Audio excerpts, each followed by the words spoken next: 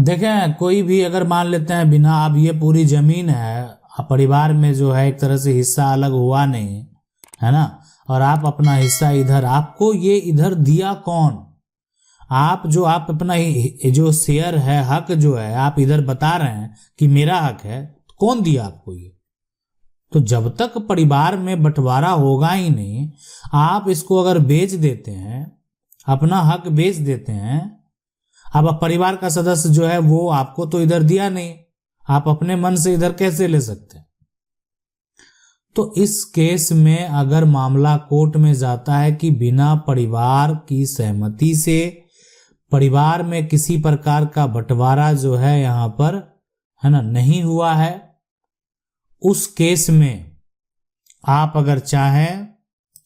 तो आपसी सहमति बेहद जरूरी है। नहीं होगा तो अगर आप बेच देंगे तो कोई सेल डीड को कैंसिल करा देगा।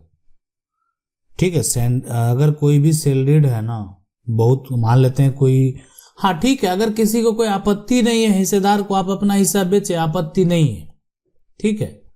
तो कोई दिक्कत नहीं है। लेकिन अगर आप अपना शेयर बेचे, हक बेचे, लेकिन अगर आपके हिस्सेदार को आपत्ति है तो आपका सेल डीड को भी कैंसिल कराया जा सकता है, इसलिए कि आपका एक बंटवारा तो हुआ नहीं है, आपने किसी का सहमति तो नहीं लिया, सिर्फ क्या किया कि आप पूरे प्लॉट में से आप अपना शेयर को बेच दिए। तो ये पॉसिबल नहीं है अगर आप ऐसा करते हैं। लेकिन दूसरा जो उसमें हिस्सेदार हैं, अगर वो उस बात पे एक्शन लेते हैं तो समस्या उत्पन्न हो सकता है। ये सवाल पूछ रहे हैं कि बिना बंटवारा हुए पिता अपने हिस्से की संपत्ति किसी दूसरे को रजिस्ट्री कैसे कर सकते हैं? बिल्कुल, अगर मान लेते हैं संपत्ति पैतृक है, पैतृक संपत्ति है ना, तो बिना बंटवारा का पिता भी किसी को संपत्ति रजिस्ट्री नहीं कर सकते हैं। अगर कोई भी हिस्सेदार इस बात की आपत्ति दर्ज करता है कि बंटवारा नहीं हुआ है, वो संपत्ति बेच रहे हैं, अगर वो आपत्ति दर्ज करेगा तो संपत्ति,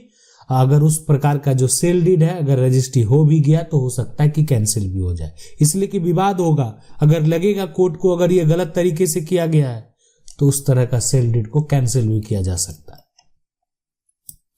सवाल है कि सर अतिक्रमण के बारे में बताइए और उसका उपचार बताइए, रोड पे अतिक्रमण हटाने के लिए बताएं। देखें, एक सबसे पहले आपको आवेदन देना है ना, आवेदन जो देना है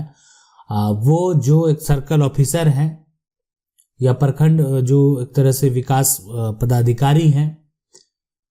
यानी या एक तरह से बीडीओ हो, साथ में आप जो है एसडीएम को भी आवेदन दे सकते हैं कि आपके रोड पर जो है अतिक्रमण है और एक तरह से रोड आपको आने जाने में जो है एक तरह से दिक्कत होता है। तो ये समस्या अगर आप वहां पर ले जाएंगे कि ये समस्या है,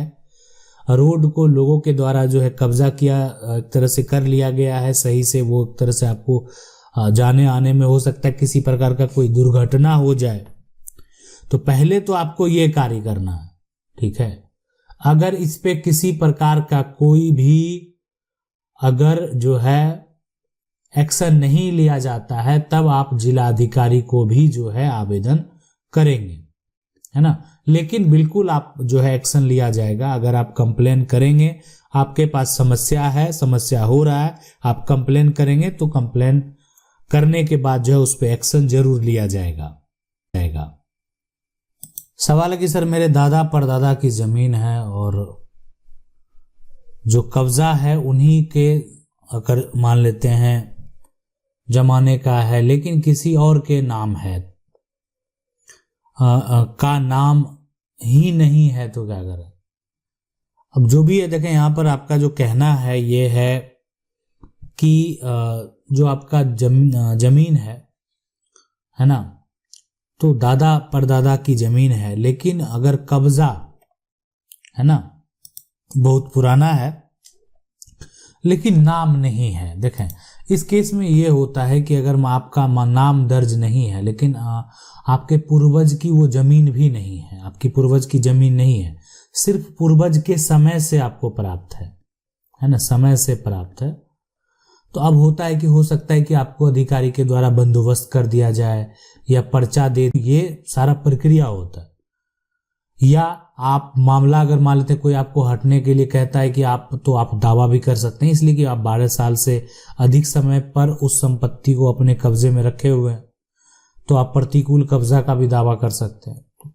या आपके पास मान लेते हैं आप अगर एलिजिबल हैं तो आपको हो सकता है कि सरकार के द्वारा आपको बंदोबस्त कर दिया जाए। तो ये प्रक्रिया होता है। लेकिन अगर मान लेते हैं कि वो संपत्ति आपके पूर्वज की ही है और कागजात आपके पास नहीं है, तो आप चाहें तो कागजात का पता जो है जिला अभिलेख से आप चाहें तो लगवा सकते हैं कि जिला अभिलेख कार्यालय में आपका जो पुराना दस्तावेज है, जमीन का जो कागजात है, वो मौजूद है या नहीं है। सवाल है कि मेरा जो एक जमीन है जो 4 मैन के नाम से जो है खतियान है, उसमें हमने अपना हिस्से के जमीन अपने वाइफ को लिख दिया, जो दूसरे फरीकैन ने यहाँ पर रिजेक्ट करवा दिया, जिसका DCLR में भी फाइल किया हूं। जमीन मेरे कब्जे में है, घर बना है, और वही जमीन जो रिजेक्ट कराया है अपने बेटे को लिख दिया, जिसका मोटेशन मैं भी रिजेक्ट करवा दिया। तो अब जो है यहाँ पर जो टाइटल सूट किया है, अब जमीन मेरा होगा या उसका। ठीक है, मतलब DCLR जो है फाइल वाला का या टाइटल सूट वाला का, बताइए। देखें, DCLR अगर जो के पास अगर आप गए हैं, है ना, तो भूमि सुधार विभाग तो है, लेकिन जब मामला सिविल कोर्ट में चला जाता है, सिविल कोर्ट में अगर वो मामला चला गया है, तो सबसे पहले जो हिस्सेदार हैं, है ना, इसलिए कि अब तो हिस्सेदार ही है, और यहाँ पर ये देखा जाएगा कि जमीन जो है, जमीन वर्तमान में क्या उस पे मकान बना हुआ उस व्यक्ति का, वो लोग रह रहे हैं, तो वर्तमान में वो जमीन जिसके कब्जे में है, तो कहने का मतलब वो लंबे समय से रह रहा है, इसका मतलब तो यही हुआ, है ना। तो अगर अब ये मामला पारिवारिक विवाद है, अब वो व्यक्ति जो अपने बेटे को लिख रहा, वो एक तरह से लिख रहा है जमीन को, लेकिन वर्तमान में जो अगर उनको उस जमीन का से जो हक है वो अगर नहीं मिला होगा, तब तो वो हक ले सकते। उस प्लॉट का हक अगर उस व्यक्ति को प्राप्त नहीं हुआ होगा, या उसके एवज में अगल बगल कहीं भी उनको प्राप्त हुआ है, तब तो ठीक है। लेकिन अगर नहीं हुआ है, कहीं उनको हक नहीं दिया गया, तो उस केस में वो केस जीत सकते हैं, उनकी जीत हो सकती है। लेकिन अगर जो अगल बगल कहीं भी वो प्राप्त कर चुके हैं और अभी वर्तमान में जिस जमीन पे वो दावा कर रहे हैं वो आपके कब्जे में है, तब आपको कोई घबराने की जरूरत नहीं है। सवाल है, नमस्ते सर, मेरे दादाजी 2 भाई थे, एक भाई ने सारा जमीन अपने नाम करा लिया है, 1972 का मामला है, क्या केस करने पर जमीन मिल जाएगा? पुराने खतियान में परदादा का नाम है और मेरे दादाजी का भाई का नाम है, मेरे दादाजी का नाम नहीं है। ठीक है, यहाँ पर जो परदादा का नाम जो है, अब परदादा के जितने वंशज होंगे, अब उसमें किसी एक का नाम हो चाहे नहीं हो, वो सभी जो होंगे वो सभी उत्तराधिकारी होंगे, है ना, यहाँ पर उत्तराधिकारी होंगे। इसलिए कि जो भी, अब किसी का भाई का नाम छूट गया, नहीं आया खतियान में, तो ऐसा तो नहीं कि वो संपत्ति से वंचित हो जाएगा, कानूनी तौर पे उसका भी अधिकार है। अब अगर कोई गलत करना चाह रहा है, मान लेते हैं कि और जो भाई हैं वो गलत करना चाह रहे हैं, जिनका नाम नहीं है उनको हक नहीं देना चाह रहे हैं, तो वो व्यक्ति कोर्ट में जा सकते हैं उसके लिए, और कोर्ट में जाकर अपना दावा जो है वो पेश कर सकते हैं, और जो वंशावली के हिसाब से अगर वो उत्तराधिकारी हैं तो उनको समान अधिकार मिलेगा। सवाल है कि सर 100 ने जो है वो ब से सही रजिस्ट्री कराया, है ना, तो 100 अगर मान लेते हैं कि कराया, जो ब है वो बेचने वाला है ना, बेचने वाला ये है, तो यहाँ पर 100 ने कराया, 100 ने खरीदा, ब से खरीदा। अब लेकिन जो एक तरह से ब ने अ से फर्जी रजिस्ट्री कराया, तो ब जो है ना एक तरह से ये तो लिया अ से, है ना, ब ने जो कराया लिया अ से कराया, लेकिन अ से तो फर्जी रजिस्ट्री करवा लिया। अब ये व्यक्ति तो ठीक था, ब से देखा कि ब के नाम पे सारा कुछ है, ब से 100 खरीद लेता है। अब जिससे जो है अ ने कोर्ट में अब ब की रजिस्ट्री यहां पर जो है एक तरह से कैंसिल का केस किया कि यदि ब की रजिस्ट्री निरस्त हुई तो क्या 100 को ब को दिया गया पैसा वापस मिल सकता है या नहीं। देखें 100% इसमें जो है ना आप अपना भी जो है एक तरह से वकील के थ्रू जो है पक्ष रख सकते हैं। जो अगर आप 100 हैं तो आप अपना एक वकील रखेंगे, तो आप अपना वकील जो उसी केस में आपके वकील आपका पक्ष रखेंगे, ठीक है, कि आप जो हैं वो 100 हैं जो कि ब से आपने संपत्ति खरीदा, ब को आपने पैसा दिया, आपको आपका पैसा चाहिए। स्पेसिफिक रिलीफ एक्ट में ऐसा प्रावधान है कि अगर गलत तरीके से इस प्रकार से फर्जी तरीके से अगर रजिस्ट्री किया गया है तो आपको पैसा भी वापस करना पड़ेगा। सवाल है कि सर मेरे जो है यहाँ पर दादा 3 भाई थे, जिसमें से बड़े दादा को बच्चे नहीं थे, तो मेरे छोटे दादा ने मेरे बड़े दादा की पूरी पैतृक जो है संपत्ति अपने बेटे को नाम से रजिस्टर जो है करा ली, ठीक है।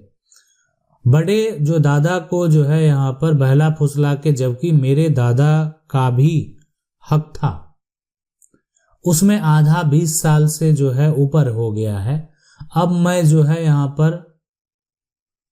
क्या कोर्ट में जाने पर मेरा अधिकार मिलेगा या नहीं मिलेगा, ठीक है। अभी व्यक्ति जो जीवित है, अगर मान लेते जो बड़े दादा हैं छोटे दादा हैं, अगर वो जीवित हैं तो अगर वो सपोर्ट करते हैं आपको कि यहाँ पर जो दादा हैं बड़े दादा हैं उनके साथ जो है एक तरह से धोखा किया गया, मेरा भी हक था और वो भी हक जो है वो ले लिया गया, इसलिए कि 3 भाई हैं वो। अब एक मान लेते हैं एक का कोई वंशज है नहीं, पैतृक संपत्ति है, ठीक है, बंटवारा हुआ नहीं है, आप इतनी पैतृक संपत्ति है, अब इसके 3 हिस्सेदार हैं, बंटवारा हुआ नहीं, मतलब ये ऐसे ही है, पूरा मिला हुआ है, आप देख सकते हैं, कोई बंटवारा तो है नहीं जो कोई भी किसी को दे सकता है। अब एक हिस्सेदार जो है ये, अब इसको वंशज नहीं है ना, वंशज नहीं है, तो इसका जो हक है ना, अगर ये ले लिया,